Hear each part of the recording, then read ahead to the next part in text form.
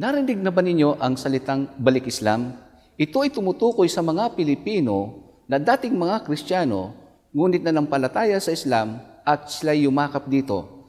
Ito rin ay tumutukoy sa kasaysayan ng ating bansa na ang mga naunang Pilipino, sila ay dating mga Muslim, ngunit nang dumating ang mga Kastila, sinakop ang ating bansa at sila ay napilitang magpabinyag bilang Kristiyano. Ngunit dumating ang panahon sa ngayon, naalaman nila ang relihiyong Islam na ito ay relihiyon ng kanilang mga ninuno at napag-aralan nito at ngayon niyakap nila ito. Kaya tinatawag din silang mga balik Islam. Tunghayan natin at pakinggan ang isa nating kababayan na nagbalik Islam at magbibigay siya ng mga patotoo kung bakit niya ito niyakap. Kaya tinatawag siyang balik Islam. Magandang araw po sa inyong lahat. Sa muli, sa ating pong programa Ang Mensahe, nandito po tayo upang pag-usapan natin po ang mga bagay tungkol po sa Islam. Sa ating pong pinag-uusapan ito ay tungkol po sa mga nagbalik Islam. Kaya po natin siya tinatawag. Ano pong mga bagay ang dahilan kung bakit po sila nagbalik Islam? So sa araw na ito, tayo po ay may panauhin upang ibahagi niya sa atin kung bakit siya nagbalik Islam o pumasok po sa relihiyon ng Islam. Magandang araw sa iyo, kapatid. Assalamualaikum. Waalaikumsalam. Ustad Isa. So, nais kong mabigyan ng pansin, may mga iba't ibang dahilan ng tao kung bakit siya pumasok sa Islam o balik Islam. Sa ganitong kalagayan, meron akong maitanong sa iyo, anong nakagisna mong relihiyon sa bago ka naging Muslim? Magandang tanong, Ustad Isa. Lumaki ako sa lugar na ang aking mga magulang ay sumasamba sa mga rebulto na masasabing sagrado katoliko kami na lumaki. Okay. Hanggang sa ang magulang ko ay may malalim na pag-aaral ukol sa Romano Katoliko at ganun din ang aking lola na nagpalaki sa amin. Kasama ng aking mga mahal. So sila ay mga deboto talagang Katoliko. Yung iba nating kapatid, sinasabi nila, sarado Katoliko, dekandado pa. Maaaring masasabi mo na gano'n dahil maraming prosesyon nung kami ay mga bata pa na kung saan kami ay sumasama. Yun ang nais kong itanong sa iyo sa ikalawa. Pero ikaw ba ay talagang, katulad ng nabanggit mo, yung mga prosesyon, ikaw ba ay anong mga iba pang mga aktibidades ang sinasamahan mo bilang Katoliko? Bukod sa pagsama namin sa prosesyon, pupunta rin kami sa bisita iglesia na kung saan ay tuwing mahal na araw. Nagpapalipat-lipat kami na umaasa kami na meron itong mabuting maidudulot sa amin at sa paniniwala namin na ito'y makapagbibigay ng magandang buhay. Yun ang aming paniniwala base sa aking nakagisnan na relihiyon. Yan ay lagi ko rin mga narinig sa mga kababayan nating mga Katoliko. Pero sa ganoong kalagayan, nag-isip ka ba na pag-aralan ang ibang relihiyon o grupo o mga sekta o lumipat dito? Yan ba'y sumagi sa isipan mo? Maraming sekta sa Pilipinas na kung saan talagang hikayatin kanila base sa kanilang mga pananalita at kanilang karanasan sa iba't ibang uri ng relihiyon. Nanatili akong Romano Katoliko hanggang sa nakilala ko itong isang kasamahan ko o kaklase ko nung ako ay nag-aaral pa sa isang universidad. Kung saan nahikayat ako sa isang born again. Born again, anong grupo? Kasi marami niyang grupo ng born again eh. Napakaraming grupo-grupo yan. Lahat sila ay nagkiklaim na sila ay born again. Bagamat magkakaiba ang kanilang mga sinasabi at itinuturo, tawag pa rin nila sa born again. So, anong grupo ng born again, particular o sekta ng born again, ang napasama ka? May isang sekta akong nasama na kung tawagin nila ay JIL. Ito ay JIL. Okay. Sige. Popular yan. Jesus is Lord. Sumama ako sa kanila na sa paniniwala na si Jesus Christ ay talagang tagapagligtas ng sanlibutan At nahikayat nila ako dito na sumama sa kanilang sekta na kung saan nakikita ko na napakasaya ng kanilang uri ng pagsamba. Bakit naman sinasabi mong masaya? Dahil ito ay maaari makakita mo ng mga taong nagsasayaw sa stage. Okay, at may nagsasayaw. banda, meron itong live band. Mga combo, no? Mga combo, may gitara pa. May nagkakantahan doon. Ibig sabihin, may concert ba sila o anong ginagawa? Parang ganun na ang dating. Na kung saan talagang parang napapailalim ka sa believing faith into something na hindi mo maipaliwanag na bagay na hindi ko pa lubos na naiintindihan noon. Basta sumasama lang ako sa kanila na paniniwala ko na ito ay may maibubuting may dudulot ulit sa aking buhay. Itong grupo na ito, kung mapapansin po natin yung sinamahan ng ating kapatid, iyan po ay madalas na nakikita natin doon sa iba't ibang mga programa din sa telebisyon. Nakikita ninyo na sila ay nagsasayaw, may mga gitara pa, parang combo eh. Pagka tinignan niyo ito, itong worship service yung tawag doon, di ba? Oo, worship service. Pagka inihambing mo ito at sa isang concert, halos ang nakikita ko halos walang pagkakaiba.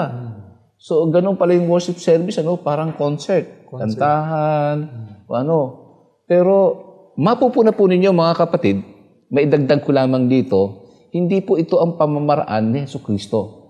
Kasi pagka tinignan po ninyo sa loob ng Biblia, hindi si Jesus nagsasayaw, nagigitara, o may concert, kumakanta. Sa halip, makikita po natin sa loob ng Biblia na si Jesus, nung sumamba siya sa Diyos, siya ay nagpapatirata. Yun ang pamamaraan ni Jesus. Maidagdag ko nga dito na si Jesus mismo ang nagsabi sa loob ng Biblia. Yung mga nagbabasa ng Biblia, alam nila ito eh. Yung sinasabi ni Jesus na binigyan ko kayo ng halimbawa na dapat ninyong sundan, tularan. At yan talaga kasi si Jesucristo ay modelo sa ating buhay. Pero anong nangyari? Hindi naman siya naging modelo eh. Sa halip, gumawa ng ibang sistema na taliwas doon o iba doon sa ginagawa ni Jesus na bilang modelo. Gumawa sila ng sarili nila. Anong ginaya? Concert ng mga artista. Ngayon, may maitatanong ako sa iyo, kapatid, Kung hindi ka nagkaroon ng balak na umalis o nagkaroon ka ng balak na hanapin ang ibang relihiyon o nung makita mo na itong relihiyon, anong mga bagay na dahilan kung bakit inalisan mo ang relihiyon? Ano ang mga napuna mo sa iyong dating relihiyon? Marami akong natutunan sa dati naming niyakap na relihiyon na kung saan kami ay sumasamba sa mga rebulto na hindi namin maintindihan kung ito ba ay may kabuluhan o may katotohanan o sadyang mga gawa-gawa lang ng mga pinamanang relihiyon sa amin ng aming mga magulang. Na kung saan ako mismo sa sarili ko ay naguguluhan na kung saan kung ako ba ay magdadasal sa isang rebulto, hindi kaya magagalit yung isa. Kasi mahirap magdasal dito sa isang rebulto at the same time, ito naman dadasalan mo pagkatapos. At meron pang susunod na napakaraming binibigkas. Sa palagi ko, tinutukoy mo yung mga rebulto ng mga sinasabi nilang santo. Yan po. Isa po yan sa mga na hindi ko na talaga maintindihan minsan na ito ba may kabuluhan o sadyang kathang isip lang o meron po ba silang maidudulot? Sila ba ay makakatugon o makakasagot sa aming mga katanungan sa buhay o magiging solusyon sa hinahangad namin na maaring katarungan o... Meron pang isang problema dyan kasi meron silang sinasabi na Diyos Ama, Diyos Anak, at saka Diyos Espiritu Santo. Sa panahon na yun, kanino ka nagdadasal? Yun din ang isa sa mga naguguluhan ako. Pero katulad nga na nabanggit ko, pinaaral ako ng aking mga magulang sa isang elementary school. Kami ay Trinitarian school. So, ang paniniwala namin sa tatlong persona ay iisa. Magkakaiba sila ng persona, ngunit nagkakasundo kami lahat na ito ay iisa. Napakahirap tanggapin niyan, kapatid, Yung dati nating paniniwala na ang tatlo na ito ay iisang Diyos. Isa na tatlo. Parang narinig ko yung isang kapatid natin na parang 3-in-1 na kape. Mayroon ng asukal doon, may gatas na doon, may kape na doon. So isang 3-in-1. So ang nangyayari tuloy nito, parang magulo. Pero napaka hirap inuwain na ang Biblia ng Kristiyano ay nagsasabing si Jesus nagdadasal doon sa Ama. Opo. Sa katunayan, kahit din ako minsan, hindi ko rin malaman kung ako ba ay magdadasal muna kay Kristo o magdadasal sa God na tinatawag na Diyos Ama. O dadaan muna ako sa Holy Spirit para yung tatlong Makapunta yun, kay Jesus. para makapunta ang aking panalangin dun mismo sa aking dapat na pagsambahan. O yung mensahe na aking sinasabi ay dapat makarating dun mismo sa aking dapat sambahin.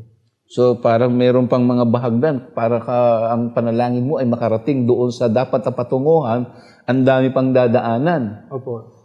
Napakahirap yata na parang maraming mga tinatawag na padrino pa. Pero mapapansin natin, katulad ng nabanggit ko kanina, na mismo kung nagdadasal ka sa Jesus, isang malaking question na si Jesus nagdadasal pa doon sa isa. Bakit hindi na kaya tayo magdasal doon sa humingi ng tulong, doon sa pinagdadasalan ni Jesus? Kaya nga may nagtanong sa akin, sabi niya, at nagsabi siya na, ang Diyos namin, o sino ang Diyos ninyo? Kami ang Diyos namin si Jesucristo. Ang sabi ko sa kanya, ang Diyos namin, yung Diyos ni Jesucristo. Tama po kayo dyan. Okay. So, meron ako mga bagay na nais kong ibahagi mo sa ating mga manonood sa araw po na ito, na may mga dati ka bang ginagawa sa dati mong relihiyon, sinusunod mo ito, pero pinagdududahan mo, o hindi mo gusto o pinaniniwalaan, meron bang mga bagay na ginagawa? Sa Romano Katoliko, marami kaming paniniwala na natuklasan na taliwas sa katuruan ng ibang mga relihiyon. Katulad ng kung ikaw ay may problema, pupunta ka sa isang santo. At kung ikaw man may problema sa pera, may problema sa kabuhayan, o ikaw gusto mo magkaanak, marami kayong santo na pwedeng puntahan. Nabanggit mo yung magkaroon ng anak, di ba? Doon yan sa Ubando, Bulacan, nagsasayaw. Isa po yan. Alam mo, mga kababayan po namin, napansin ko doon sa mga television, may mga nagsasayaw doon sa Ubando. Oo. Sinasabi nila para magkaroon ng anak. Hindi na pagkalooban ng anak, nagpupunta doon at nagsasayaw. Alam nyo, nakita ko karamihan doon, nagsasayaw mga matatanda na. Iba pa nga, gusto yatang magkaasawa, yung pa nga sinasabi nila, doon nagpupunta. Talagang mahirap na yata magkaroon ng asawa pa sa ganong kalagay o magkaroon ng anak. Napakahirap ng ganoon. Pero, yan ay kalooban ni Allah.